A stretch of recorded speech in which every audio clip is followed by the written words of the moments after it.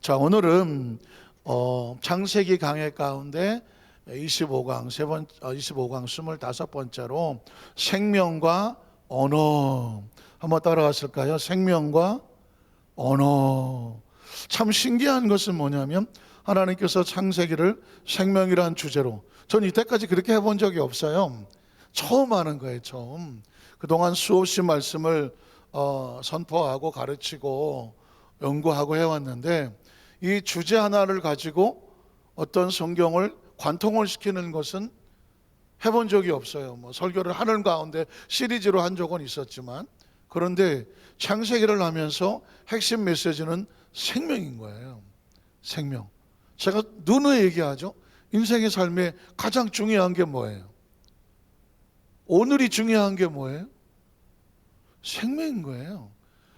생명이라고 하는, 생명이 없으면 오늘은 아무 의미가 없는 거예요. 우주가 중요한 게 뭐예요? 지구가 중요한 게 뭐예요? 태양은 왜 있는 거예요? 달은 왜 있는 거예요? 동물은 왜 있고 식물은 왜 있는 거예요? 땅은 왜 있는 거예요? 물은 왜 있는 거예요? 공기는 왜 있는 거예요? 무엇 때문에 있는 거예요? 생명 때문에 있는 것입니다. 우주에도 법칙이 있는 것처럼 생명에도 그 생명이 존재하기 위해서 필요한 법칙이 있는 거죠. 그 법칙이 하나님과 관계되어질 때 우리는 말씀을 통해서 생명 법칙을 발견하게 되죠. 한번 따라 하실까요? 생명 법칙. 그래서 오늘은 그 생명의 법칙의 25번째는 뭐냐? 언어인 거죠. 언어. 우리 한 번 더 따라 하실까요? 언어. 이 언어라고 하는 건 말이요, 소통하는 것인데, 이 언어와 생명이 무슨 관계가 있을까? 성경을 통해서 언어와 생명의 관계를 한번 찾아보려고 하는데요. 첫 번째로 이렇게 보니까 제가 돌고래, 곤충, 사람 이렇게 적었습니다. 제가 어느 책에서 보니까 돌고래도 말을 하죠. 들어보셨습니까? 돌고래 말하는 거? 누가 돌고래 노래에도 돌고래 창법이라고 이렇게 소리를 하자 하는 걸 돌고래 창법이라고 그러는데, 돌고래가 IQ가 한 70 정도, 웬만한 아이들 수준 된다는 거 아시고 계시죠? 돌고래가 IQ가 높아요. 돌고래끼리 말을 한다고 하죠. 그런데 돌고래는 어떻게 말하느냐? 물의 파장을 이용한다는 거예요. 물의 파장을. 돌고래가 귓구멍이 있는지는 잘 모르겠어요. 그런데 그 물에서 하면은 이 소리가 파장을 일으켜서 상대의 몸이 됐든 귀가 있는지 모르겠지만 어쨌든 촉감을 느끼면서 제가 나한테 뭐라고 말하는지를 그 물의 파장을 통해서, 이 물의 파장을 통해서 느낀다는 것이죠. 그럼 저쪽에서도 해갖고 또 서로 대화를 하는 거예요. 그러니까 사람만 말을 하는 것이 아니라 돌고래는 물의 파장을 통해서 서로의 의사를 주고받는 거예요. 굉장히 중요한 거예요. 그러면 곤충은 곤충을 포함한 다른 동물들이 있겠지만, 곤충은 어떻게 말을 할까? 곤충도 피차간의 의사 표현을 한다는 것입니다. 곤충은 소리를 지르기도 하겠지만 날개짓 같은 걸로 파닥파닥 거려 갖고 공기 파장. 이 돌고래가 물의 파장이라면 곤충은 이 파닥파닥 공기의 흐름으로 파장을 일으킨다는 것입니다. 그래서 그 파장이 가서 상대에게 서로 주고받고 한다는 것이죠. 그런데 음성이라는 것이, 언어라는 것이 보니까 파장인 것 같아요. 우리는 사람은 어떻게 말합니까? 사람은 성대가 있어서, 그래서 공기가 들어가서 나오면서 성대를 떨어서 그 성대에서 파장을 일으켜서 소리가 나오게 하죠. 소리. 그래서 소리가 공기를 타고 가서 상대방의 청각의 귀에 들려지게 되죠. 그래서 역시 사람은 소리의 파장을 통해서 언어를 주고받고 하는 거죠. 자, 이 이야기를 제가 드리는 이유는 뭐냐면, 생명이 살아가는 데 있어서 이 언어의 파장, 이게 얼마나 중요한가. 파장. 근데 이거를 우리는 사실 돌고래 소리를 무슨 소리인지 모르죠. 왜냐하면 그 돌고래의 물의 파장을 우리가 못 느끼기 때문이죠. 곤충이 뭐라고 얘기하는지 느낍니까? 나는 매미가 뭐라고 하는지 안다. 아시는 분 있습니까? 혹시 소쩍새 우는 소리 아십니까? 어떻게 웁니까? 소쩍소쩍하고 오죠. 그래서 제가 어느 글에서 봤더니 소쩍새의 유래를 보니까 뭐 그럴 리 없겠지만 각설하고 어느 며느리가 그냥 집에서 다른 식구는 다 밥을 주는데 그 며느리한테 밥을 안 주더래요. 그래갖고 그냥 요만큼만 밥을 해하고 자기들끼리만 먹더래요. 그래갖고 그 며느리가 나중에 굶어서 이제 죽게 됐어. 그래갖고는 죽어서 새가 됐는데 어떻게 우냐면 솥이 졌구나, 솥이 졌구나, 소쪽. 가슴 아픈 이야기죠, 가슴 아픔. 한번 따라하세요. 며느리한테 잘해주자. 나는 우리 며느리 엄청 잘해줄 거야. 우리 고정관념이 있잖아요. 왜 그 고부간의 갈등 해갖고 어차피 시어머니는 갑이고 며느리는 을처럼 보이는데 어쨌든 간에 며느리는 남편 하나 보고 시집 가갖고 정말 사랑받기를 기대하고 왔더니 온 시집 식구들은 요놈의 며느리 들어오기만 해봐라 이제 다 넘긴다 그러면 빨래도 넘기고 주방도 넘기고 뭐 청소도 넘기고 며느리 혼자 어떻게 다 감당해? 이게 얼마나 힘들겠어. 잘해줘야 돼요. 물론 우리 교회 성도들이야 며느리한테 다 잘해주네. 어쨌거나 그런 이야기들이 뭐냐면 그것도 커뮤니케이션인 거예요. 솥이 적다 소쪽 했다는 얘기는 뭔가 이 가슴 아픈 이야기를 전달해주고 듣는 사람도 그게 너무 가슴 아프게 들리니까는 오죽하면 새 이름을 소쪽새라고 하겠어. 소쪽새라고. 자, 제가 이야기를 드리는 것이 뭐냐면 그러면 우리는 하나님의 말씀을 듣는다, 또 하나님께서 말씀을 한다, 언어를 쓰시는데 우리가 그 언어의 파장을 들을 수 있느냐? 돌고래 소리도 안 들리고 뭐 곤충 소리도 안 들리고 그냥 뭐라고 말하는데 소리는 들리지 뭐라고 말하는지 모르잖아요. 그러면 하나님의 소리는 우리에게 얼마나 중요한가? 그 언어는, 하나님의 언어는, 말씀은 우리 생명과 어떤 관계가 있느냐 아주 중요한 거예요. 특히 기독교를 말씀의 종교라고 말한다면 그 말씀이라고 하는 것은 소리가 될 수 있고 언어가 될 수 있고 뜻이 될 수 있고 의미가 될 수 있고 계획이 될 수 있고 뭐 소통이 될 수 있고 전달이 될 수 있고 계명이 될 수 있고 율례가 될 수 있고 서로의 가슴에 가지고 있는 의지가 될 수도 있고 비전이 될 수 있고 이건 굉장히 중요한 의미들을 가지고 있거든요. 우리 첫 번째로 뭐냐면 하나님께서는 온 세상을 어떻게 창조하셨느냐? 언어로 창조하셨습니다. 말씀으로 창조하셨다는 것입니다. 굉장히 중요하죠. 하나님께서 자 한번 창세 1장 1절을 볼까요? 1장에 보면 태초에 하나님의 천지를 창조하셨다. 뭘로 창조하셨습니까? 말씀이란 말이 지금 생략이 되고 있죠. 근데 생각을 해보세요. 온 우주가 존재하기 전에 먼저 어디 있었을까요? 하나님의 구상 속에 있었겠죠. 하나님의 구상 속에. 자, 예를 들면 이 칠판이, 여기 칠판이 있는데 칠판을 만들기 전에 갑자기 만들어집니까? 이거 만들려면 뭘 해야 되죠? 설계를 해야 돼요. 먼저 얘를 만들기 전에 야, 사이즈는 몇 센치, 모양은 사각형, 재질은 어떤 판에 잘 지울 수 있도록 앞에는 유리, 이거를 지탱할 수 있는 밑에 받침, 이거를 다 계획을 하고 설계를 하고 샘플을 만들어 보고 그 다음에 이거 괜찮겠는데? 물건이 되겠는데? 수도 없이 썼다가 지어보고 이렇게 한 다음에 어떻게 하느냐? 시중에 내놓는 거예요. 그냥 나오는 게 절대로 아니죠. 하나님께서 우주 만물을 창조하셨을 때에 하나님께서 그냥 아무 생각 없이 하시진 않아요. 하나님이라고 하는 존재는 최고의 사고예요. 최고의 지성, 최고의 감성, 최고의 의지, 이걸 뭐라 그러냐? 최상의 인격인 거예요. 사람 인자를 써서 그렇지 최상의, 말로 표현할 수 없는 최고의 뭐 지성 갖다 붙일 수 있는 모든 것의 완벽함이에요. 그래서 전능하시다, 뭐 무소부재하시다, 전지하다 표현하는데, 우리 인간이 다단할 수 없는 최고의 완전하신 것이 하나님이에요. 그런데 그 하나님의 완전하심이 우리라고 하는 인간의 이 오감을 가지고만 느낄 수밖에 없는 3차원의 인간의 삶의 환경과 여건을 만들기 위해서 그 존재케 하는 힘이 뭐냐? 언어인 거예요. 말씀이라는 거죠. 말씀. 그러니까 이 성경 속에 기록된 하나님의 말씀 자체에 그 존재 가치와 어마어마한 본질을 보면 그냥 하나님의 말씀은 창조의 능력이 있다라고 말하기에는 너무 부족한 거예요.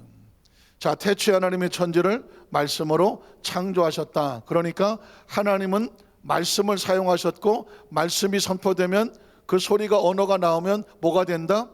만물이 존재한다. 그 존재하는 것을 뭐라고 말한다? 창조라고 말하는 거예요. 믿으십니까? 이거는 제가 최고 지성의 박사 아니야, 대학 교수 아니야, 뭐 정치가 아니야, 누굴 갖다 놓고도 해야 하는 말이에요. 왜냐하면 이 영역은 이거는 하나님의 영역이기 때문에 하나님의 영역이나 하나님의 사람만 얘기할 수 있는 거예요. 이걸 대통령이 하겠습니까? 무슨 뭐 국무총리가 하겠습니까? 무슨 수학 교사가 하겠습니까? 이건 엄청난 선언. 이거는 그냥 우주의 본질이고 인간의 본질이고 생명의 본질이고요, 만물의 본질이에요.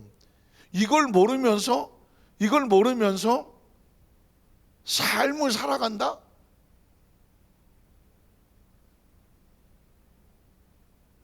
의미가 있나? 제가 이걸 다음에 쓸까 했는데 그냥 제가 오늘 한번 써보겠네요. 우리가 삶을 살아가면서 너무 익숙해서 있는지도 없는지도 모르는 것들이 뭐가 있냐면, 잘 보세요. 이게 우주예요. 어차피 생명이니까, 생명이 존재하려면 뭐가 있어야 돼요? 우주가 있어야 돼요. 내가 여기 점 하나 있다고 치고, 이 생명이 지금 내가 존재한다는 얘기는요, 아직 우주가 껐떡 없다는 얘기예요. 내가 존재하기 위해서 뭐가 있어야 돼요? 우주가 있어야 돼요. 어렵네, 우주. 내가 있다는 얘기는 뭐가 있다는 얘기다? 우주가 있다. 우주가 지금 멀쩡하다는 얘기예요. 우주 안에는 수없이 많은 은하계와 같은 엄청난 성운 성자 별들이 있다는 얘기예요. 그리고 그것들이 아직 멀쩡하다는 얘기예요. 지금 저와 여러분 이렇게 오늘 이렇게 있잖아요. 이건 이렇게 하기 위해서, 저와 여러분 이렇게 존재하기 위해서 가지고 있어야 될 이 조건이 우주가 멀쩡해야 되고, 이 은하라든가 이 별들이 멀쩡해야 되고, 이게 너무 머니까 엄청나 멀쩡하고, 이게 태양계라고 하는, 태양을 중심으로 하는 수금지와 목도 천해명하는 거 있잖아요. 태양계가 멀쩡해야 한 거예요. 그리고 태양이 아직 멀쩡하게 움직이고 있는 거예요. 그 표면도가 6천도 7천도 하는데 엄청난 핵폭발이 스스로 막 빛을 내고 있는 거예요. 태양이 멀쩡한 거예요. 그리고 지구가 있는 거예요. 지구가 지금 멀쩡하게 자전 공전하면서 지구가 멀쩡한 거예요. 지구가 멀쩡하고, 이 지구 안에 대기권이 있어요. 대기권, 공기층이 있는 거예요. 공기층이 아직 멀쩡한 거예요. 만약에 공기층이 오존이 파괴로 어쩌고 해서 대기권에 공기가 사라진다, 살겠어요? 못 살겠어요? 못 살아요. 내가 보니까 난 너무 어려울까 봐 걱정했는데, 우리 성도들이 볼 때는 너무 기초적인 얘기 아닙니까? 그런 표정인 것 같아서 좀 마음이 좀 편안해지네요. 자, 우주가 멀쩡하고, 은하가 멀쩡하고, 태양계가 멀쩡하고, 태양이 멀쩡하고, 달이 멀쩡하고, 지구가 멀쩡하고, 대기권이 멀쩡하고, 지구 자체 돌아가는 멀쩡을 하고, 아직 계절이나 땅이나 물이나 뭐 공기나 이런 것들이 아직 멀쩡한 거예요. 지금 아시는 것처럼 세계 정상들이 모여서 기후 때문에 지금 걱정을 많이 하거든요. 그래서 탄소의 수치를 절감하자고 해서 계속 그 정상들이 모여서 나라별로 회의를 해요.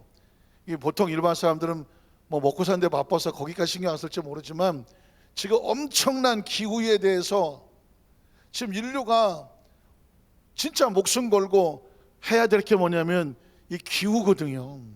갑자기 뭐 추위가 다가온다든가 더위가 다가온다든가 이 계절이 무너져 버리면 생명은 그냥 무너져요. 제가 이 말씀을 드리는 이유는 뭐냐면 반대로 뒤집어서 얘기하면 나라고 하는 존재가 여기서 지금 있다는 존재는 이 모든 시스템이 엄청난 시스템이 지금 정확하게 존재하기 때문에 오늘 저와 여러분이 존재하는 거고요.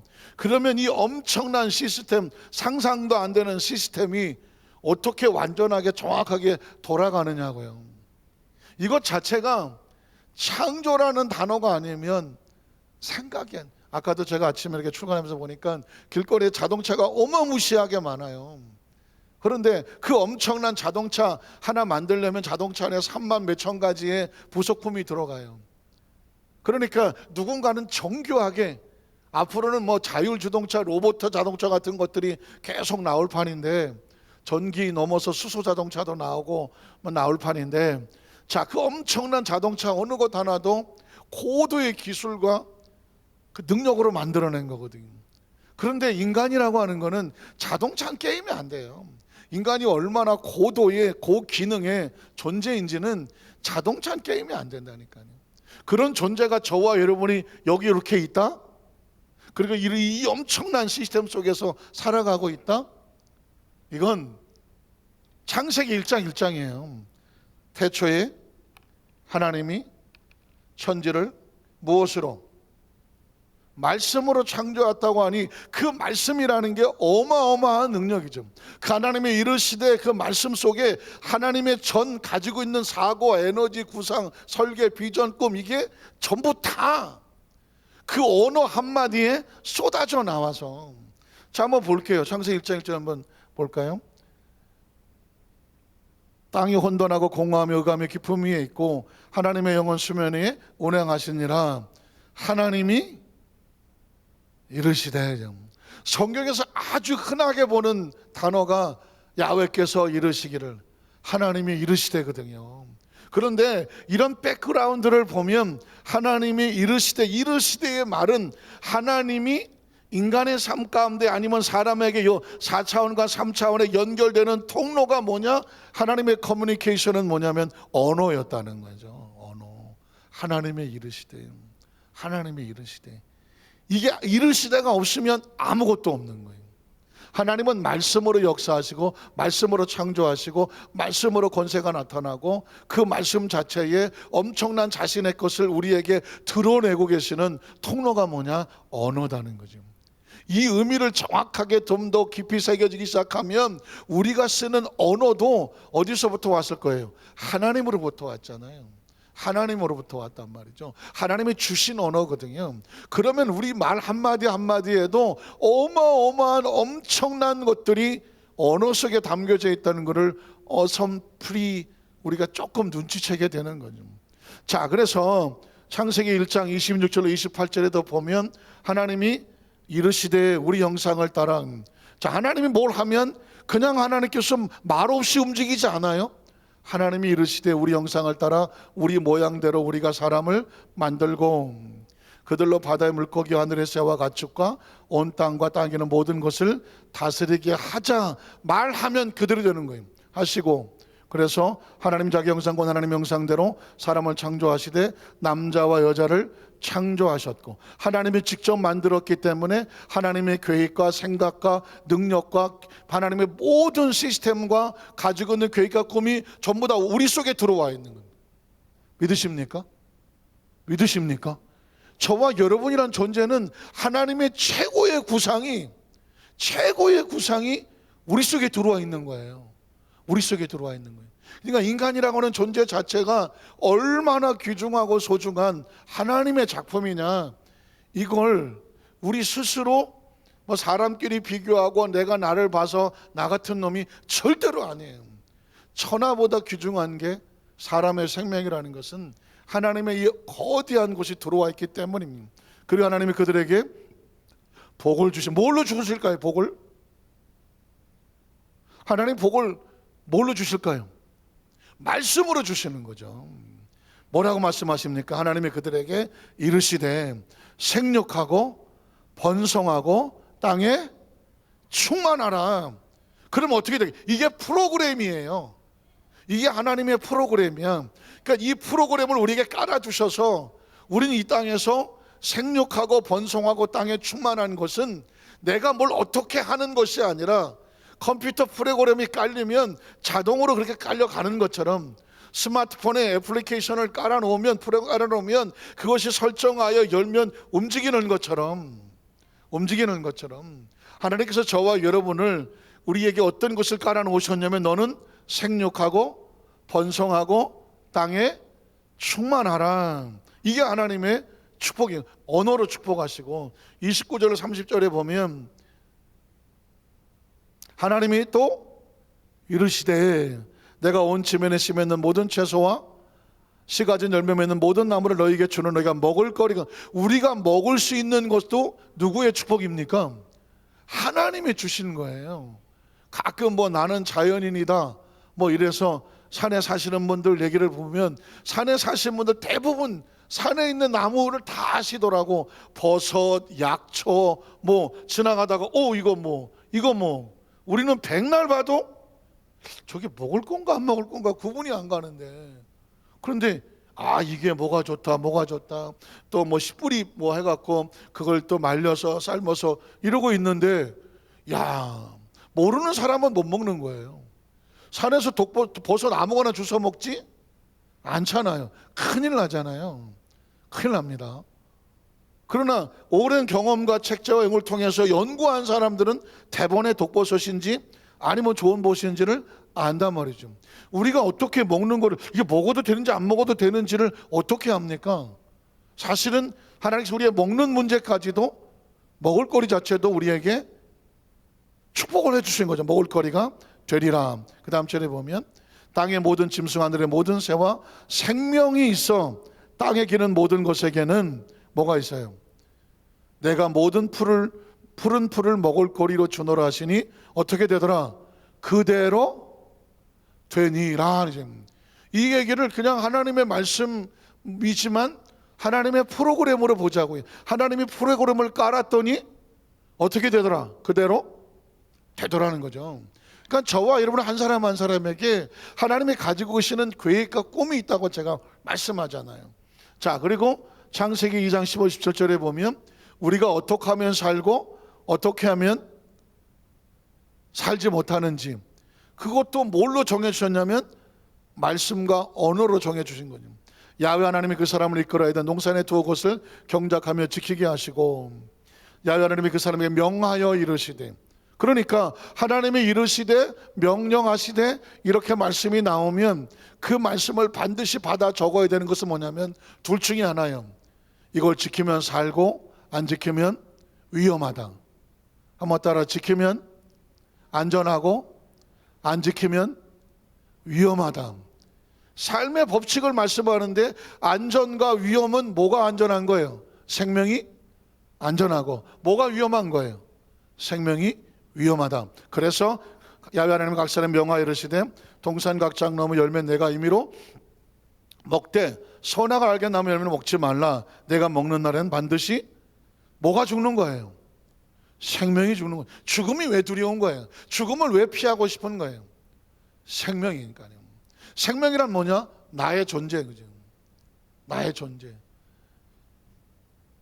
오늘 아침 국민일보인가 보니까는 그 배구 선수 가운데 여자 배구 선수 하나가 그 자살을 했더라고요. 오래전에 작년인가 뭐 고자가 한문으로 붙었어. 고자가. 그 열심히 배구하던 모습을 본 기억도 있는데 그러다가 보니까 최근에 자꾸 그 자살하는 이야기가 나오죠. 뭐 분당에선가 누구 고등학생인지 중학생인지 참고서를 뭐 사러 갔다가 애가 실종이 돼서 보니까 산에서 변사체로 발견됐는데요. 아무 타살 흔적은 없고 뭐 마지막에 참고서를 잔뜩 사가지고 갔다는데 어디 버스 종점까지 가서 산에 올라가서 거기서 죽은 것 같다고. 이 자꾸 그 생명을 스스로 끊는 자살하는. 그랬더니 프로파일러 범죄 수사하는 사람이 얘가 버스를 탈 때는 현금을 내고 또 뭐 책 살 때는 뭐 카드를 내고 뭐 이런 여러 가지 상황을 돌이켜보면서 이 친구의 정신적인 상태가 상당히 뭔가 왔다 갔다 반응하며 갈등하면서 괴로웠을 것 같이 보인다. 물론 이제 추적이죠. 그런 얘기를 하더라고요. 이런 것들은 모두 이게 중심이 흔들리고 뭔가 괴롭고 이런 고통은 뭐가 위험한 거예요? 생명이 위험한 거거든요. 이게 사람이 본능적으로 자기가 너무 고통스럽으면 이 모든 환경으로부터 피하려고 할 때 뭘 끊어요? 생명을 끊더라고요. 그러니까 이 생명이라는 것이 얼마나 중요하냐면 그냥 가만히 있어도 사라지는 것이 아니라 생명을 공격하는 많은 것들을 피하거나 이겨내거나 그걸 보호받아야 존재할 수 있는 거죠. 저와 여러분이 여기까지 올 때까지 얼마나 많은 죽을 고비를 넘겼을 거예요. 아마 손 들어보라 그러면 저도 마찬가지거든요. 가끔 야 그때 내가 죽을 수도 있었어. 그때 내가. 지금 생각하면 막 아찔한 것들이 많잖아요. 아유, 옛날에 차를 이제 사갖고 운전면허를 오래전에 땄지만 연수를 뭐 며칠 받고 그냥 끌고 나갔을 때 강서구의 사거리에 어마어마하게 막 양쪽 8차선이라서 엄청난 도로인데 그때 제가 노란불은 빨리 지나가야 된다. 제가 그렇게 알아들었어요. 법규를. 노란불은 빨리 지나가라. 그래서 저게 노란불인데 빨리 지나가려고 딱 가는데 이미 빨간불이 됐어. 그러면 그냥 밀고 나가셔야 될 텐데 내가 초짜라서 가운데 섰어. 빨간불이니까 놀래갖고. 그랬더니 사거리 양쪽 8차선에 가운데 제가 옛날 처음 찬 차가 빨간 프라이드인데 빨간 프라이드 타고 가운데 딱 섰어. 오도 가도 못하고. 그랬더니 난리가 나고 차가 와서 빵빵거리고 난리. 근데 어떻게 될지를 모르겠어. 내가 지금 사방이 막혀갖고. 근데 지금도 기억은 어떻게 빠져나갔는지 몰라요. 그러니까는 시작하면 아차 싶은 것도 있고, 어느 신방을 가는데 옛날엔 수독이잖아요. 수독에 잘못 걸리면 시동 꺼지잖아. 중간에 언덕에 시동 꺼지면 잘못하면 뒤로 밀리고 막. 그러니까 언덕에 올라갈 때는 그냥 악셀을 밟고 휙 하고 올라가야 되거든. 홍제동에 신방을 갔는데 언덕이 있어갖고 지난번에 저기서 시동 껴먹었는데 윙 하고 올라갔는데 지금 생각해보니까 휙 꺾어진 골목이에요. 거기 누구 사람이나 마주오는 차가 있었으면 그냥 제대로 사고 나는 거예요. 이야, 이 운전 초짜 때 내가 하는 행동을 가만히 보면 이 보통 위험한 게 아닌 게 너무 많은 거예요. 뭐 그 외에 뭐 트럭이 굴르고 버스가 굴르고 뭐 이런 얘기는 뭐 할 것도 없고, 옛날 군대 생활하면서 막 죽을 고비도 많이 넘겼거든요. 어쨌든 그래서 지금 있는 이 생명이 여기까지 온 것들은요 정말 진짜 하나님 은혜로 살아왔잖아요. 그러면 앞으로는 어떻게 살아야 돼? 앞으로도 마찬가지예요. 앞으로는 그 말씀이 우리를 살리고 지키는 거예요. 그래서 두 번째로 뭐냐면 하나님의 사람들은요 하나님의 언어를 듣고 순종해야 생명이 안전하고 복을 받아요. 그래서 이제 조금 깨닫는 거죠. 우리 생명이라고 하는 것은 어떻게 하나님 안에서 안전하느냐? 하나님의 언어를 듣고 하나님의 언어와 같이 생각하고 언어를 내 속에 품고 살아야 돼요. 창세기 6장 8절로 9절에 보면 그러나 노아는 야훼께 은혜를 입었더라. 도대체 이 사람은 무슨 은혜를 입었더라? 이것이 노아의 족보니 노아는 의인이다. 이 사람 왜 의인이지? 당대의 완전한 자. 이 사람이 어떻게 완전하지? 모두가 타락하고 무너지는데 원인이 뭐예요? 그는 하나님과 뭐 했다? 동행했다. 아니 하나님과 하나님이 우리랑 뭐 걸어 다니시나? 그럼 노아는 맨날 하나님을 따라다녔나 이렇게? 동행이 뭐예요? 동행이란 뭐냐? 하나님의 언어와 노아가 쓰는 언어와 그리고 그의 삶이 같았더라예요. 같았더라야 돼요. 그러니까 우리가 살지만 사람들은 각자 자기가 가지고 있는 것대로 생각대로 살거든요. 그리고 하고 싶은 대로 말하고, 우리는 그렇게 함부로 말하지 않잖아요. 우리는 말하고 싶다고 해서 다 말하지 않아요. 우리는 어디에 기준돼서 말하나요? 하나님의 말씀에 어긋나지 않는다는 기준을 가지고 말하잖아요. 적어도 크리스찬이면. 그리고 내가 어떤 것을 판단하고 결정할 때 뭐가 기준입니까? 하나님의 말씀이 기준이지. 그 말씀이 하나님의 언어잖아요. 그래서 크리스찬은 쓰는 용어가 비슷하잖아요. 우리가 가다가 보면 우리가 쓰는 용어가 어느 선 안에서 비슷해. 그 비슷한 언어가 뭐예요? 하나님의 말씀이 기준이 됐기 때문입니다. 적어도 십계명 같은 거 보면 하나님 앞에 다른 신을 두지 않잖아요. 어디 가서 넙죽 엎드려서 우상에게 절하지 않잖아요. 하나님 이름을 마음대로 막 농담하고 막 망령되 일컫지 않잖아요. 누가 뭐라고 하지 않아도 우리는 주의를 거룩하게 지키는 언어가 있잖아요. 꼭 말로 해서가 아니라 삶이 언어잖아요. 부모에게 함부로 하지 않잖아요. 당연히 사람이면. 그리고 우리는 똑같이 살인하지 말라고 하지만 복음에 보면 미워하지 않으려고 하잖아요. 미움의 언어를 안 쓰려고 하잖아요. 누구나 마음속에 음욕이 생길 수 있으나 그걸 행동이나 어떤 말이나 그걸로 어떤 것으로 인하여 행하지 않으려고 하잖아요. 탐욕이 가질 수 있죠. 남의 것도 나도 갖고 싶기도 하잖아요. 그러나 그거를 내가 말로 표현하고 행동을 해서 다른 사람에게 상처를 주거나 데미지를 주지 않고 이웃에게 거짓말하지 않는다. 당연히 내 말로 다른 사람의 거짓 증거하지 않잖아요. 이거는 삶의 기준과 같은 거거든요. 그렇게 하지 않는 이유가 뭘까요? 계명의 목적은 뭘까요? 내 생명의 안전이고 나뿐만 아니라 내 자녀와 자손이죠. 그래서 여러분 출애굽기 20장 지난 주일날도 제가 말씀을 드렸지만 나의 규례와 계명, 나를 사랑한다고 말하죠. 어느 하나님과 언어가 같으면 하나님을 사랑하는 거예요. 우리가 어떻게 하나님을 사랑하냐고요? 하나님과 언어가 같아. 그의 언어를 따라가. 그 언어를 가슴에 품어. 그의 언어를 말해. 그러니까 그가 나를 사랑해. 그러면 내가 천대까지 은혜를 베푸는. 그러니까 언어가 같으면 천대까지 은혜가 가. 나를 미워. 뭐가 미워해? 하나님과 언어가 달라. 하나님은 이렇게 말씀하라고 했는데 나는 다른 언어를 쓰고 다르게 행동을 해. 그러면 어떻게 돼? 내가 그 죄를 갚되 아버지로부터 아들까지 3, 4대까지 내려간다. 이렇게 말을 하는 거예요. 결국은 뭐냐면 기독교를 말씀의 종교라고 말했지만 결국은 말씀이란 뭐냐? 하나님의 언어예요. 언어에는 생각이 들어있고 뜻이 들어있고 비전이 들어있고 목적이 들어있고 구상이 들어있어서 우리는 하나님의 그 언어와 같이 품고 그 언어와 같이 갑니다. 이걸 뭐라고 말해? 크리스찬이라고 말하는 거예요.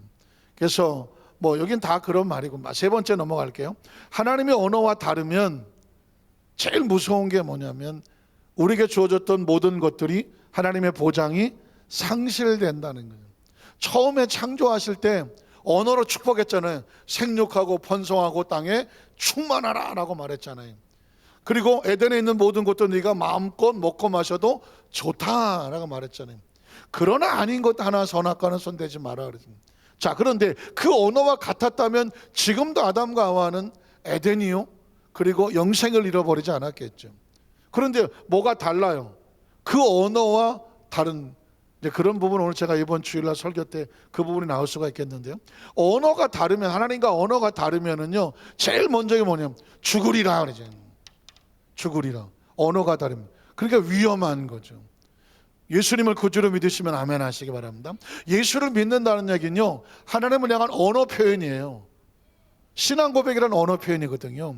자, 그런데 예수님께서 제자들 가운데 한 사람이 우리 부모가 죽었으니 장사를 지내고 주님을 따르겠습니다 라고 말했더니 예수님이 이런 말씀을 하죠. 죽은 자들이 장사 지내게 하고 너는 나를 따르라 라고 말하고 있습니다. 죽은 자라고 말해요. 죽은 자는 죽은 자들이 장사, 영혼이 죽은 자를 말하는 거죠. 그러니까 보십시오. 영혼이 왜 죽죠? 하나님의 언어와 분리되면 하나님과의 관계도 분리되고, 그리고 그 생명은, 하나님과 분리된 생명은 하나님의 관점에서 볼 때는 살았다 죽었다? 죽은 자라고 말하는 것입니다. 자, 그래서 하나님과의 관계에 과가 우리의 생명을 언어로 보장이 되는데, 오늘 창세기 11장 1절로 4절에 보면 언어 얘기예요. 온 땅의 언어가 하나였다. 말도 하나였다. 그러면 말이 어떤 말이냐가 중요하지 않아요. 그 말이 하나님의 언어와 같으냐 다르냐, 이게 중요한 거예요. 아시겠습니까? 영어를 잘하면 뭐 하겠어? 프랑스 말을 잘하면 뭐 하겠어? 독일 말을 잘하면 뭐 하겠어? 중요한 건 그 언어가 하나님의 언어와 같으냐 다르냐가 그 사람의 생명을, 운명을 결정하는 것입니다. 이에 그들이 동방으로 옮기다가 신할 평지를 만나 거기 거류하며 서로 말하되, 자, 무슨 말을 할까요? 벽돌을 만들어 견고히 굽자 하고, 이에 벽돌로 돌을 대신하 역정으로 진흙을 대신하고, 뭐 탑을 세우네? 그래, 무슨 탑을 세우려고 하지? 말하되 또 자성읍과 탑을 건설하여 탑 꼭대기를 하늘에 닿게 해서, 하나님께 가고 싶어서 하늘에 닿는 탑을 쌓나? 닿게 하여. 자, 그랬더니 우리 이름을 내고 온 지면에 뭘 면하자? 흩어짐을 면하자 했더니 무슨 소리를 하고 있는 거예요? 우리 조상 노아 때 홍수의 심판으로 인하여 온 인류가 죽었다. 우리가 똑같은 일을 당할 수는 없지 않느냐? 그러면 자기들끼리 말하기를, 우리가 탑을 세워서 산 꼭대기 연결해 놓으면, 하늘에 연결해 놓으면 뭐 하나님인지 누군지는 모르겠지만 홍수까지건 뭐 꼭대기에 우리가 탑이 있는데, 홍수면 어디로 올라가?